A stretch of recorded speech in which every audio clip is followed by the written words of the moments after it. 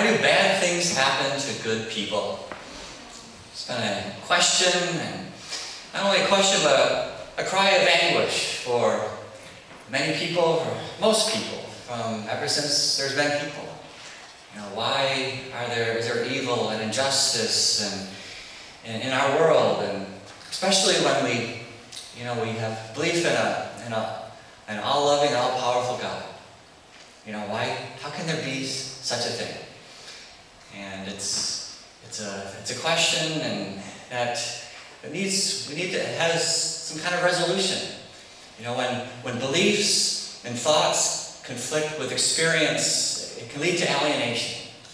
And it's like, this is my experience, this is what I believe, it just doesn't seem to measure up. How can this be? How can I make sense of this? How can I integrate and live and have these thoughts, these beliefs, when I'm confronted with this seeming reality that I experience in my lives and the life of our world, and in light of much of violence and that we experience and see on the news in our own lives.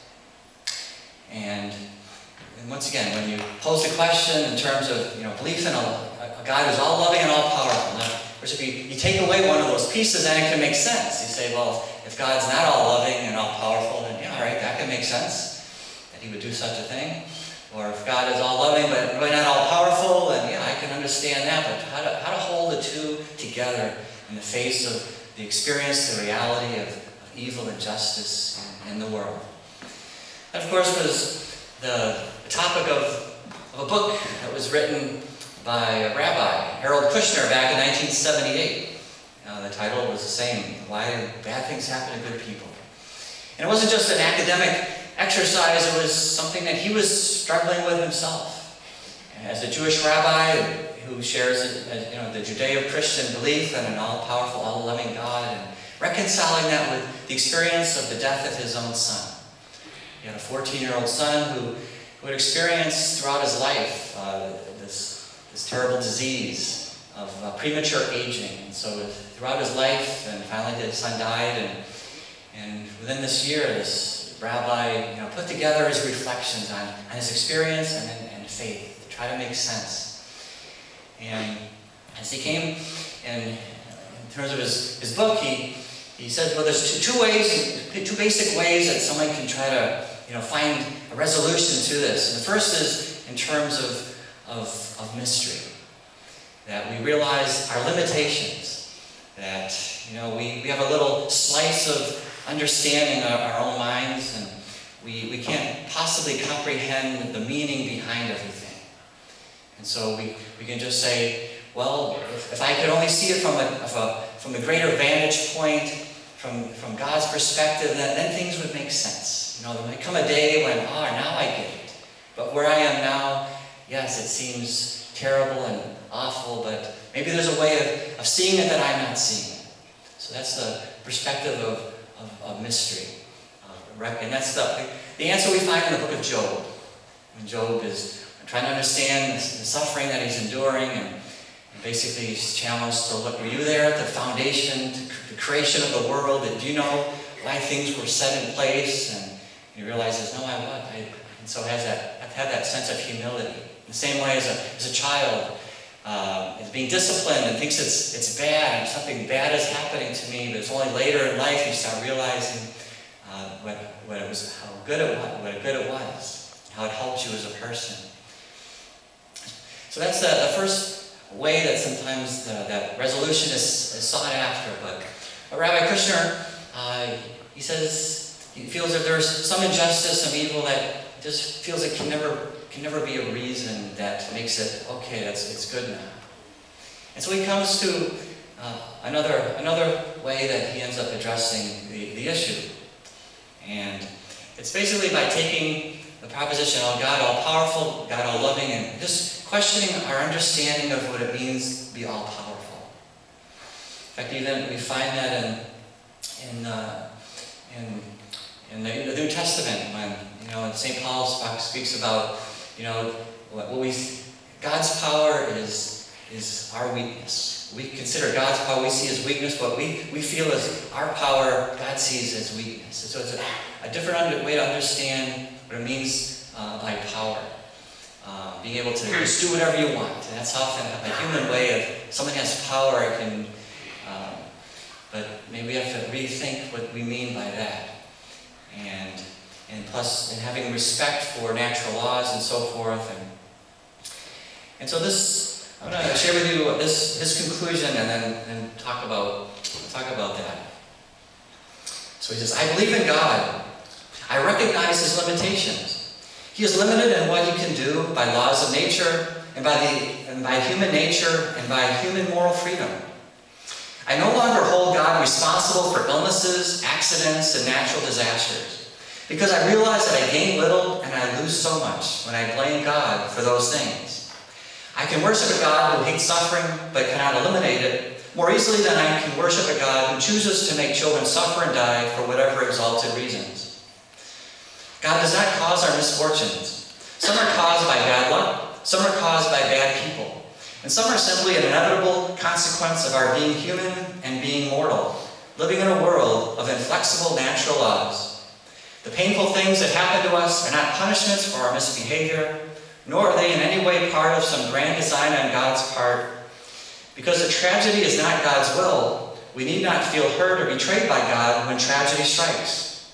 We can turn to him for help in overcoming it, precisely because we can tell ourselves that God is as outraged by it as we are. If God does not cause the bad things that happen to good people, and if he cannot prevent them, what good is he at all? First of all, God has created a world in which many more good things than bad things happen. We find life's disasters upsetting, not only because they are painful, but because they are exceptional. Most people wake up on most days feeling good. Most illnesses are curable. Most airplanes take off and land safely. Most of the time when we send our children out to play, they come home safely. The accident, the robbery, the inoperable tumor are life-shattering exceptions, but they are rare exceptions. When you have been hurt by life, it may be hard to keep that in mind. When you are standing very close to a large object, all you can see is the object. Only by stepping back from it can you see the rest of it setting around it. When we are stunned by some tragedy, we can only see and feel the tragedy. Only with time and distance can we see the tragedy in the context of a whole life and a whole world.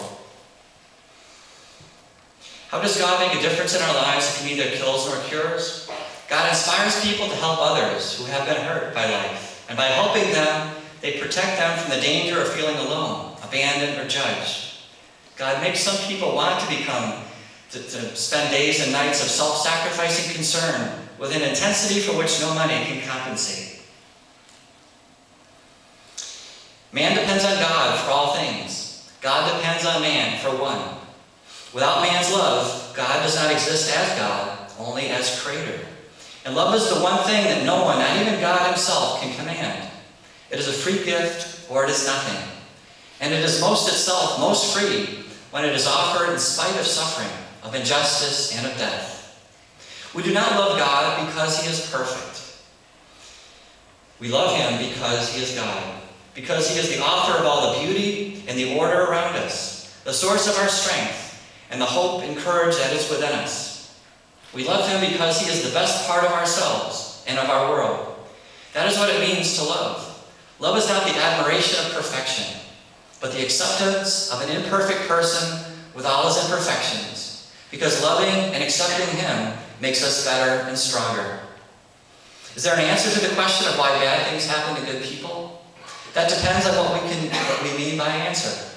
If we mean, is there an explanation which will make sense of it all? Why is there cancer in the world? Why did my father die of cancer? Why did the plane crash? Why did my child die? Then there is probably no satisfying answer. We can offer learned explanations, but in the end, when we have covered all the bases, all the squares on the game board, and are feeling very proud of our cleverness, the pain and the anguish and the sense of unfairness will still be there. But the word answer can mean response as well as explanation. In that sense, there may very well be a satisfying answer.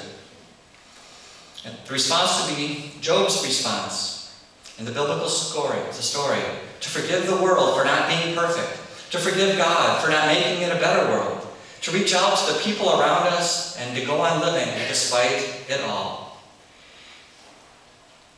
In the final analysis, the question of why bad things happen to good people translates itself into a very different question. No longer asking why something happened, but asking how we will respond, what we intend to do now that it has happened.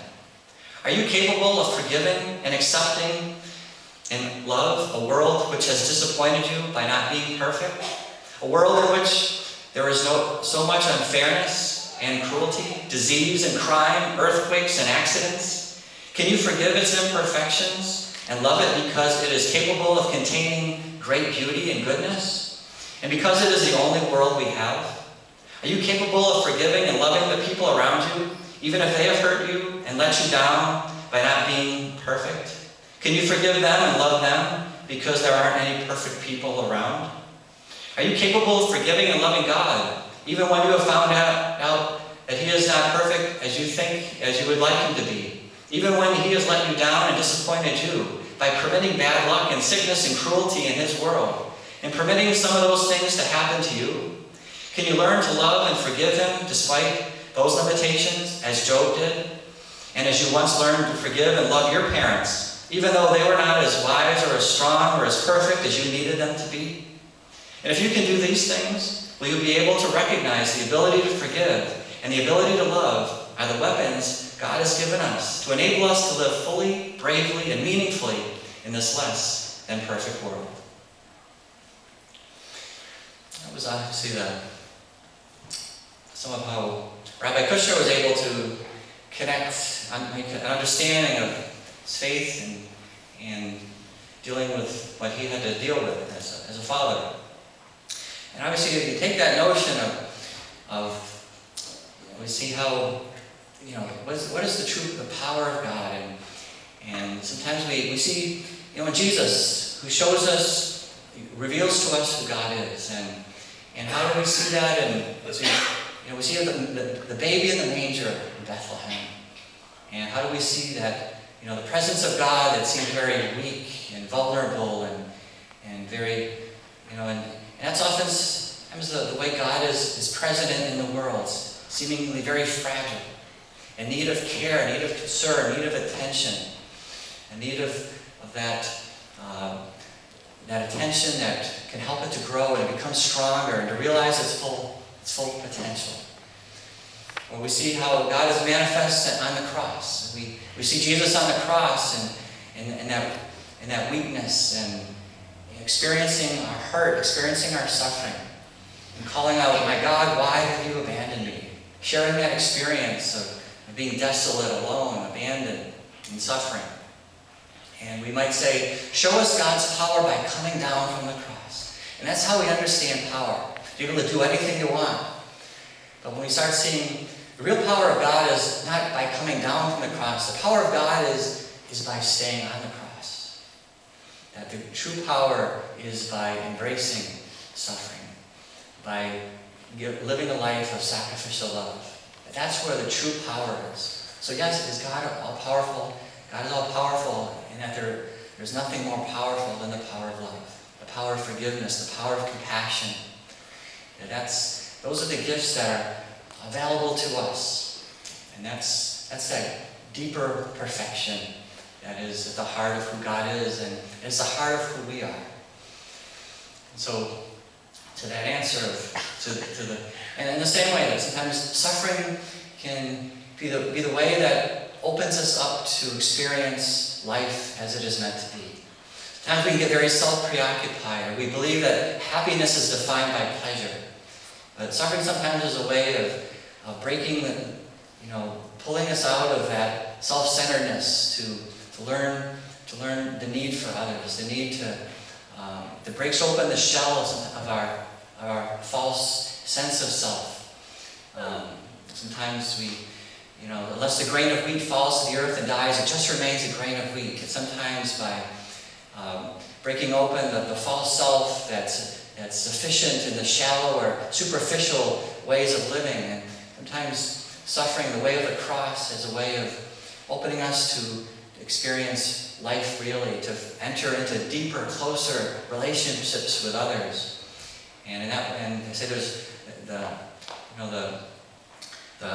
greatest joy in life is sharing the deepest sorrow. Sometimes because that forms the closest relationship, and the greatest joy comes from the deeper relationships, whether with a person or with God.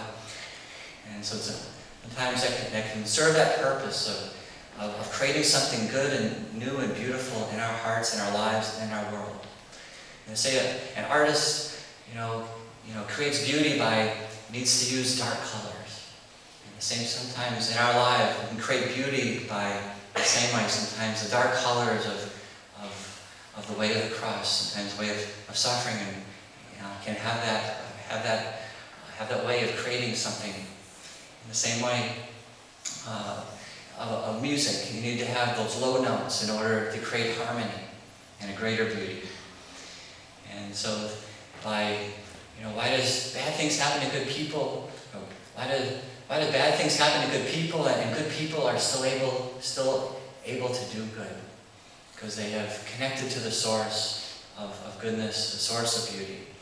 And that's what we are called to in the same way.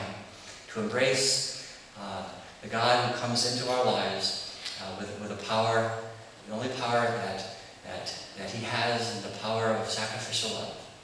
And that's what He reveals to us. That's what Jesus reveals to us. That God is truly all-loving, all-powerful in the way that God has power. And that's what helps us to overcome evil and injustice.